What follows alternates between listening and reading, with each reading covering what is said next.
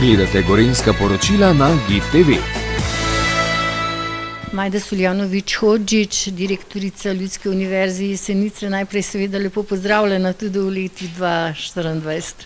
Lepo pozdravljeni tudi vi in pa vaši gledalci. Kako poteka raziskovanje kulturne dediščine na Jesenicah? Ja, to je pa res že dolgoleten projekt, ki ga izvajamo v podpori občine Jesenice.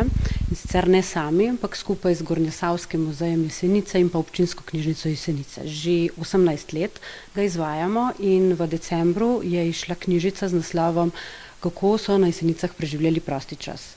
To je knjižica, v kateri so res zbrani spomini na to, kako so posamezniki v preteklosti izkoristili proste minute, proste ure svojega časa. In če povzamem, je 18 avtorjev v okviru študijskega krožka zapisalo spomine na to, kako smo veliko bolj cenili prosti čas in pa nasplošno vsak manjši trenutek, preprost trenutek, ki smo ga preživeli v družini, v krogu prijateljev oziroma na kakšnem izletu. Tako da te knjižice že 18 leto izhajajo in so brezplačno na voljo pri nas na Ljudski univerzi Jesenice. Se malo popravim, zadnja, to je ta, kako smo preživljali prosti čas, je še vedno na voljo v tiskani obliki in vabim vse, ki svojega izvoda še nimajo, da ga brezplačno prevzamejo pri nas v času uradnih ur. Kaj pa je mogoče tisto, kar bi pa rada izpostavila danes, je pa predvsem vabilo na predstavitev knjige Naše Jesenice. Tudi ta je nastala v okviru projekta raziskovanja kulturne dediščine v lokalni skupnosti in leta 2020 nam je korona vsem skupaj malo spremenila načrte, kako študijske krožke lahko sploh izvajamo. Tako da smo tisti čas izkoristili, da pregledamo stare knjižice, dopolnimo določene vsebine in v e-knjigi je išlo kar nekaj spominov o tem, kako so včasih živeli na Jesenicah. Se pravi, e-knjiga Naše Jesenice se pa tokrat ob podpori občine Jesenice bo predstavila oziroma jo bomo predstavili v tiskani obliki.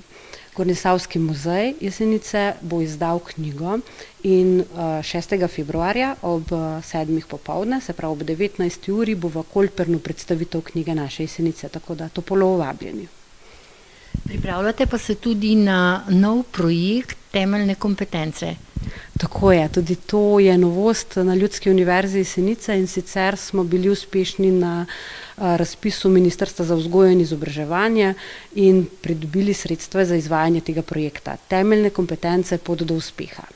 To je projekt, ki ga izvajamo skupaj z partnerji. Naši partnerji so Razvojna agencija Gorenjske, Mikrotim Kranj in pa B&B izobraževanje in usposabljanje iz Kranja. Vsi skupaj bomo do leta 2029 lahko ponujali brezplačne izobraževalne programe za odrasle in naš namen je pri odraslih krepiti temeljne kompetence.